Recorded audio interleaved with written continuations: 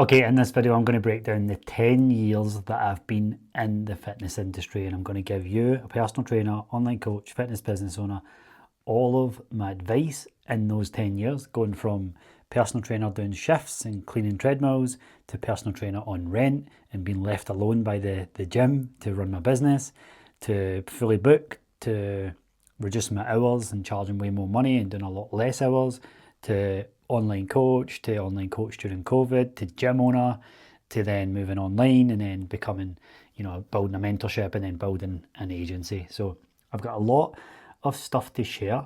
I wrote the book, Fitness Business Mastery, on, becoming a successful personal trainer. Now this will apply to online coaches, fitness business owners everywhere. And I think when you Google or YouTube how to become a successful personal trainer, the answers are pretty vague. The answers are usually from some sort of American forum. It's not really available. The answers are at least clear answers up to date in today's world, post-COVID, in this new world. So let's get stuck in. Number one is likability beats every other strategy. So really, really simple as it sounds. Obviously being likable is subjective. You'll like something or someone, but you'll dislike someone else, and I'll feel the opposite way towards that. But I think the big idea behind this is, like, I always found that when I looked at the personal trainers in the gym that I worked in, and I looked at the top 3 who were really, really busy, I was like, why are they so busy? And when you're a newly qualified PT, you always think there's something that you don't know. You always think there's like this strategy or this, the way that they do stuff, how they conduct their PT sessions must make them the best. And then I just found out that actually they were just very likable. They had that type of personality that was likable. Now, how you turn that in your favour, if you're a fitness business owner and you want to become more likable, you just have to make sure the right person's in front of you. Obviously, like, you could be likable, but to the wrong people who don't like you, the same stuff, like you don't share similarities, then of course you're never going to be likable, and you don't want that. You don't want to be just liked and fake yourself and come across a certain way. So I say all this to say that likability, once you've be yourself and you find people who you can relate to and who you can chat to and who you can get along with, it'll always beat any other strategy. So if you're a newly qualified PT, don't go in there thinking you need all this extra stuff. You just have to be yourself, and that will shine through, and you will draw the right people towards you. So that's number one. Likability beats any other strategy. Number 2 is clients don't care about 90% of the stuff that you give them. Really simple. You will, over time, as a personal trainer and online coach, you will start to build your business up and start adding more features and more of these things to solve more problems. But what you'll very quickly realize is that clients don't even use 90% of what you put in front of them. Oftentimes you'll get clients who'll just cling on to one part. So if we think of like your community, they'll just love that. They'll love seeing recipes. Other clients will cling on to just you, just chatting to you one-to-one. Other clients will cling on to like the actual training plan itself, and they hardly talk to you. They're just like, yep, I just need a plan so that when I walk in that gym, I can go and do it. So having said that, you need to think about, like, when clients aren't using stuff, that's not the time to get alarmed. That's not the time for you to start getting discouraged. They're just busy. Like, your clients are very, very busy. They see you, personal trainer or fitness, as one chunk of the week. Then they've got family, friends, work, all of the stuff that's going on at home and all the other things in their life. So sometimes I see PTs getting discouraged because they're like, yeah, but I'm trying to do all this for my clients and they're not listening, they're not paying attention. It's like, well, are they following their calories? Are they progressing? Are you speaking to them about when they're stuck and you're just waiting for them to, give you more information? Yep. Well, you don't have to stress. And I think sometimes when you're a bit of a self-conscious coach and business owner, you feel that adding more stuff and demanding more will give you that kind of, that justification and gratification that you need, but it doesn't. Your clients are just busy. Number 3 is clients need to be reminded more than they need to be taught. So yes, of course, your clients need to be taught how to lift, how to, structure their week, how to track their calories, all of that good stuff. But after a certain amount of time, they just need to be reminded. Now, I'll give you a perfect example of this. Like, I had clients for like 2, 3, 4 years, and I would be like standing in front of them, coaching them, and I'd I'd have to demo a deadlift for the like 100th time with them. Now that's obviously an extreme example. Like they'd still be deadlifting well, but I'd have to remind them of little things that they had to do to make sure that they didn't forget. And then so what coaches often love doing is coaching. So they want to talk about stuff, they want to add new things in. But your clients are just so busy. It goes back to my other point that they're in there with you for that hour, 2 hours, 3 hours a week, whatever it is. Or if they're online, then they only allocate so much time to listen to you. So they just need reminded more than they have to be taught. So when you look at your month ahead, don't think about adding more knowledge and more teaching things to your clients. Remind them, and because repetition is the mother of skill, and the more you remind and remind and remind, the more they're going to finally get what's important. Then of course you can add on top of it. But yeah, I think that's the biggest thing that took me so long to realise is like, right, okay, I need to teach them this new thing. And it's like, well, have they mastered the basics and fundamentals yet? Because most people don't. Number 4 is give clients what they want wrapped in what they need. Now let's face it, you only have to have a conversation with a prospect over DMs, responding to an ad, and you ask them what they want in their fitness journey. They will tell you, I want to drop 2 stone, I want to get back to 9 stone, 10 stone, whatever. They will just say blanket goals that they can't really tie into why it matters. And let's face it, a lot of the previous dieting they've done and training they've not done or tried to do is failed. So like they always look through the lens of the past when they try and look at the future of getting progress. So like, yeah, I need to lose fat again, but they still have the filter of the past, and that's your job to obviously educate them. But what you don't need to do in a sales conversation, or until you get them in the service and properly get the chance to educate them, then you have to tell them what they want. Then you can give them what they need. So a perfect example of this, there's 2 examples. If you want to make your kid eat broccoli and eat their greens, wrap it in chocolate.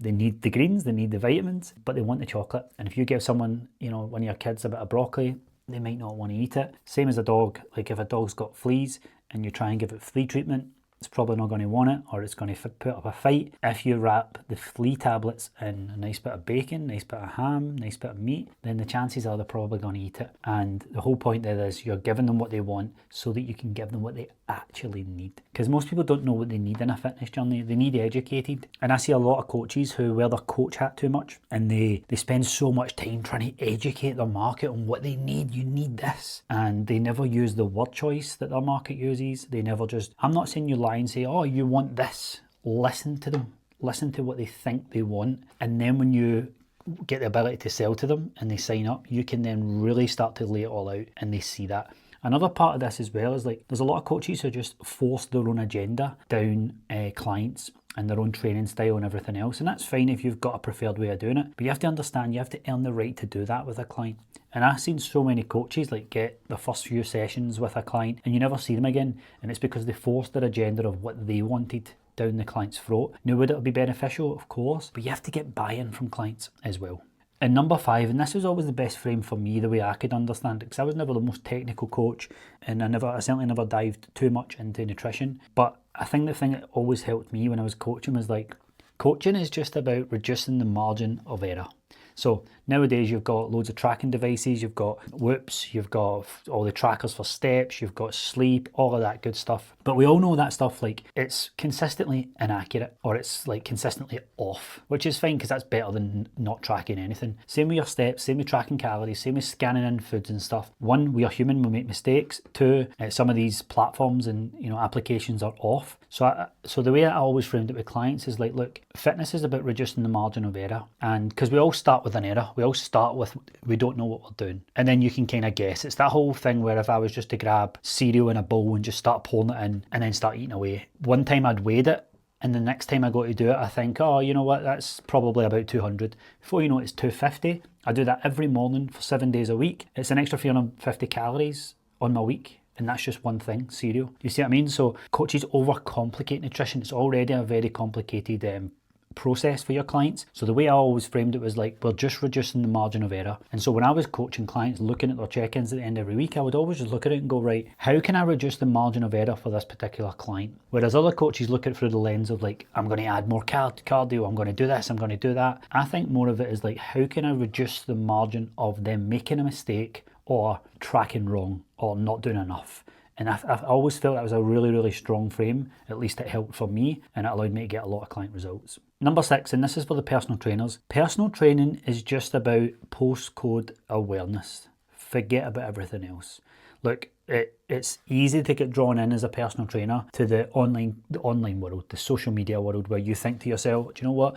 I need to keep posting social media content and that people will find me. Can it help? Yep. And actually the way the new algorithm works, where if you put your city in your post, if you put keywords like where you work, your city, the algorithm will push it locally, but nowhere near the power of actually just going out in your local area and being known in your postcode. So I'll give you a perfect example of this. You're a personal trainer who works in a city, in a postcode, on a street, on a road, right? That personal trainer has to make sure that anyone in that 6 kilometre 4 mile, 5 mile radius has to know about their services. They're the only people that can work with that particular personal trainer, because people aren't going to travel 7, 8, 9 miles or whatever in most cases. So they have to just think about, okay, I have a radius of people that I have to sign up. And so once you realise that, if your city, even if you've got 30,000 people in your town, you only need 12 to 15 clients. 15 clients, 2 sessions a week, 30 hours of PT. That's 4, 5, 6K a month, depending on what you charge. That's a very good wage,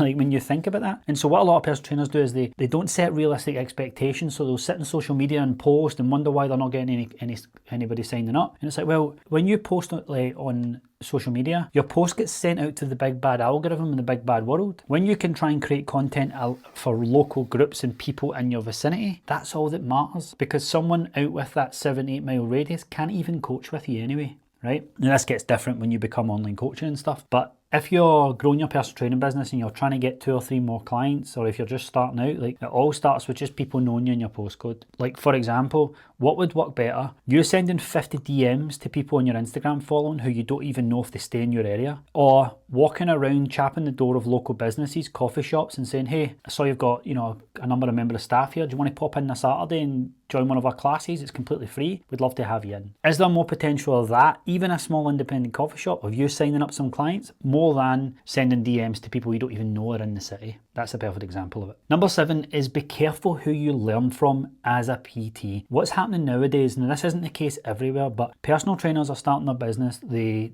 end up giving up personal training, and what they do is they start working for training providers, and these training providers have PTs who have basically failed to run a PT business. They're now qualifying the next generation and then trying to give them business advice as their mentor. And so what you end up with is this never-ending loop of failed PT, never quite made it, trying to teach the new lot of PTs who have just qualified. They take it terrible advice, they don't make it, and it's this vicious cycle. So you need to be very, very careful of who you learn from as a PT, online coach, as in anything in life. And so you have to look for the breadcrumbs of success. Like, I have got a book that's like 12 quid on Amazon. I've got the book done in audio format, my voice, on Spotify. You just type in my name and it's completely free. You can go in there, listen to that.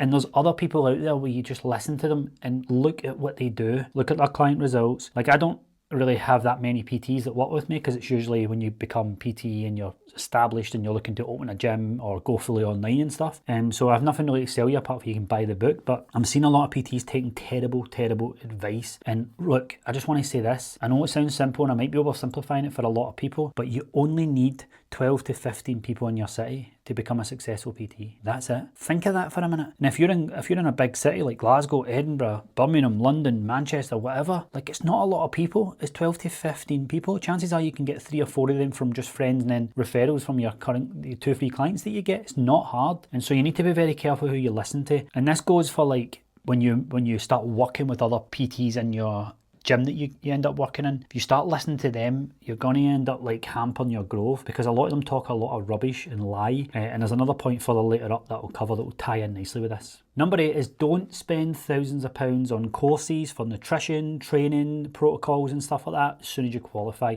Look, there's a time and a place for that. You absolutely want to continue your growth. But one thing they do in the PT course is every year you need to improve, you need to get a CPD. And it's look, all you have to do is look at the stats for personal trainers. Most of them don't make it past 12 months, and they certainly don't make it past 3 years. And do you know why? Because they're caught up thinking that they need to build a business and learn nutrition, learn training protocols and all the rest of it. They don't. Do they have to do that once they're stable and steady? Absolutely, they have to innovate and keep getting better. But I see this absolute horseshit that gets pushed now, but you have to make sure you know how to get a client to squat That all happens when you're live in it and you learn and you watch and you pay for your own personal trainer and get them to take you through it. Pay for a really experienced personal trainer. The best money you can spend when you qualify as a PT is to get a business coach and get a personal trainer.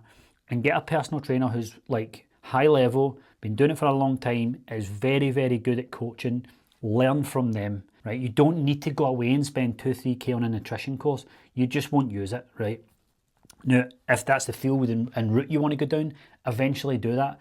But by the way, you need to get clients first, right? And you might think, oh, you're saying that, Chris, because you're a business coach. It's like, no. I'm saying it because I nearly went out of business. I was 3 years in and applied for a job as an assistant manager in Pure Gym because number one, there was no help out there. Obviously, nowadays, there's a lot of people helping and stuff, but you also still don't know what you can trust. And so at the end of the day, like, you have to survive in business.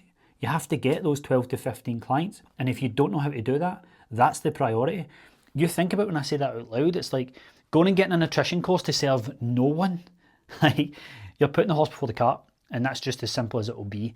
So be careful of that, because I definitely felt that. Like the first few months I qualified, I was like, I need to go and get more things to be, because like I see it all the time. People put it in their bio, level 4 personal trainer. What does that even mean? Nobody cares. M&U certified nutritionist, and what to tell Senga to eat chicken? Like, it's no use. You want 12 to 15 clients. And number 10 is set boundaries with fellow colleagues, fellow PTs. Now, what I mean by this is like, you'll have one PT in your gym who is the busiest, right? Just been there the longest, whatever. I'm sure you can take some advice or whatever. What I've found about personal trainers in gyms like that is like, they all tell me porcupines, right? You know, I've seen people saying they charge £45 an hour, and I've literally seen a member handing over two £10 notes for a session. They got, hey, thanks for your session. And I was up the top stairs and I seen it happening. And he handed them two £10 notes as clear as day. And so a lot of people, he told a lot of people that he was charging £45 an hour. And that the other PTs that are new are like, oh my God, I should charge more. Next thing you know, they've got a sales consultation. They're like, yeah, it's £40. And they don't close the person because they don't believe they charge that, and they just copied them. And so you need to create boundaries, not only for listening to them, but for just sitting in staff rooms, listening to them talk absolute garbage. Like, if you've not got enough money in the bank and you're sitting in staff rooms wasting your time because you want to be pally with people, then you're throwing your career away. So make sure you set boundaries. Listen, I sat in staff rooms long enough, but I also had 40 hours of PT in my diary when I was doing it in between. I had a great time with the people that I worked with, but I was also making a lot of money. Now, there was time before that where I was sitting there and I just felt that as long as I had the uniform on and I was there in the gym, I would pick up clients. I wasn't getting anywhere sitting in a staff room. So listen, I know what this is like, but you don't need to make pals with people until you've got a stable business, okay? Takes me on to number 11.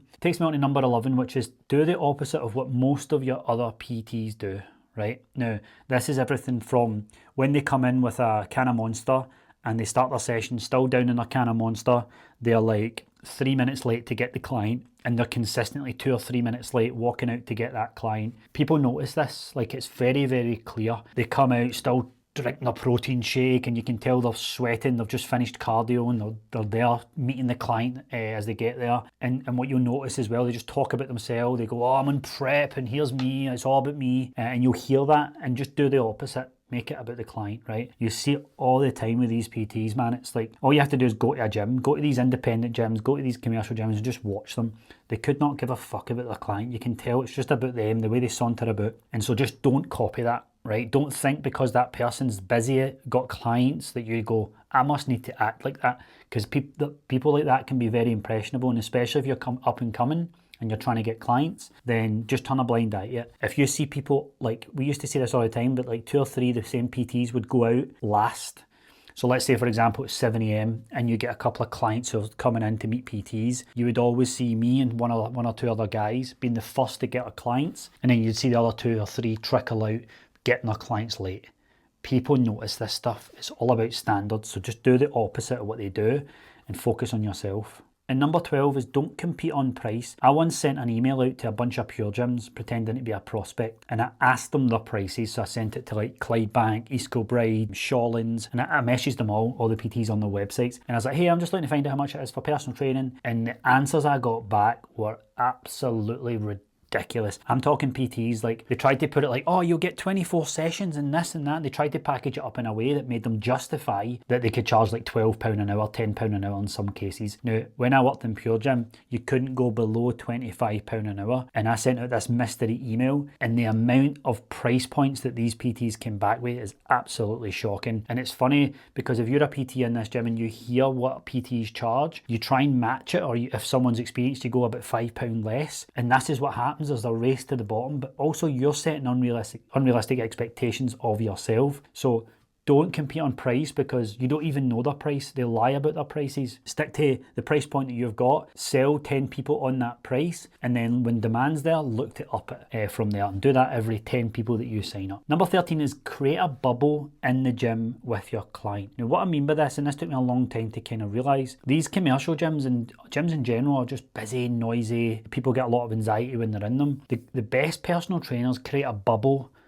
when they're with their client. So their client will be doing the exercise, talking to the coach, and it feels like there's a protective bubble around them. Not in the sense that they're dead shy or whatever, it's just the sense that I feel like this personal trainer is fully focused on me right now. I feel he's listening to me, I feel he's not distracted, and I can really engage in a conversation, and I feel safe to then open up the next line of dialogue that I want to tell them, like, here's why I'm struggling with X and Y. Like, if you don't have a protective bubble around your client when you're coaching them, then you're not going to get breakthroughs, they're not going to share it with you, you're not going to keep them long term, and frankly their hours just going to feel a bit wasted. And that's especially true if you're on low calories, doing hundreds of training and stuff like that as well. You can't let it affect it. So put that protective bubble. Next time you're on the gym floor, just think, okay, how can I put a protective bubble around my client here that makes them feel that we're the only two people in the gym. Number 14 is use the gym floor, the classes, and the gym's social media and the gym's brand to your advantage. So get involved with the gym manager, speak to them and be like, look, is there any way I could do a collab post on the page today? I've got a good idea for content that I think will be benefit to the members that follow the page. Come out there and actually volunteer it up and get that exposure.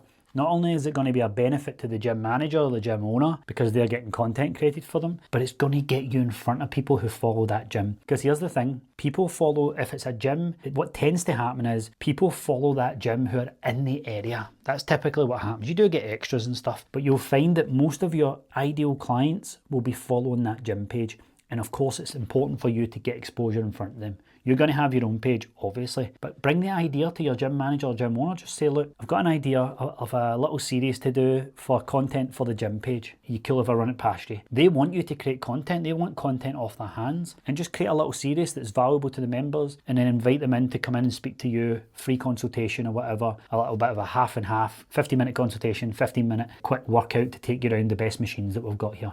Win-win for everybody. Number 15 is this. Your clients will never care as much about their journey as you will. Now this sounds a bit weird because obviously they care about their fitness, they care about their life and stuff, but when it comes to their fitness journey, the very surface level part of their fitness journey, you will care way more than your clients will, because like I said before, your clients have got fitness as this little one mark in their week, and then they've got family, they've got friends, they've got kids, they've got work, they've got all the other stresses that come with life. And so that fitness journey that you've got with them, you'll care way more. You'll think about them not sticking to calories. You'll think about how they feel.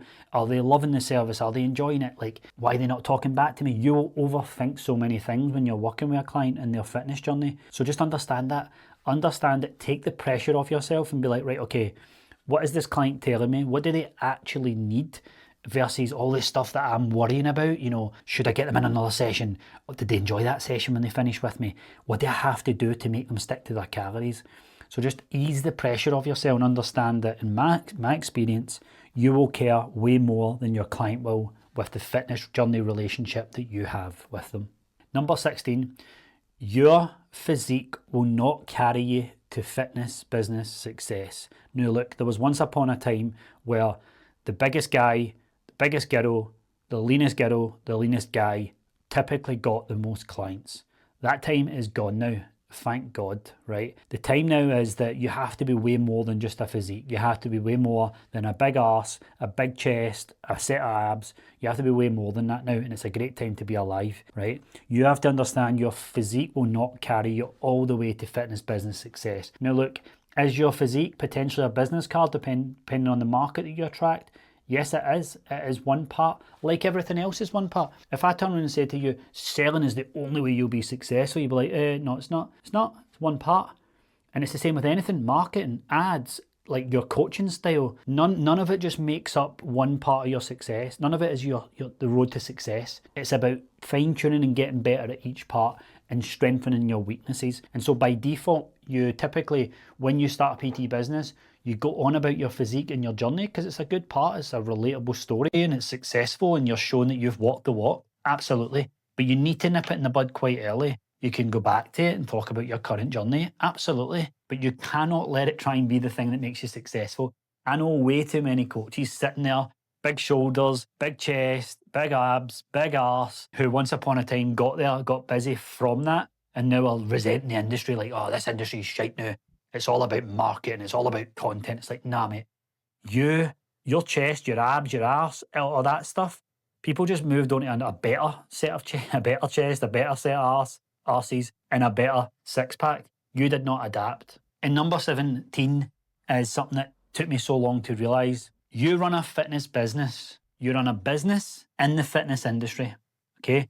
You're in the business of helping people with their fitness, but you run a business. HMRC, when you register your business, does not care. It's a business that has to pay tax, that has to pay VAT, right?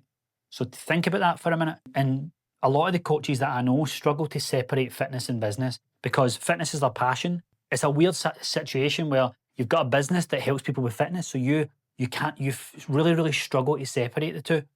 And this is why a lot of coaches struggle with like periods where they're pushing their business but their fitness struggles, or periods when they're pushing their fitness but their business falls to shit.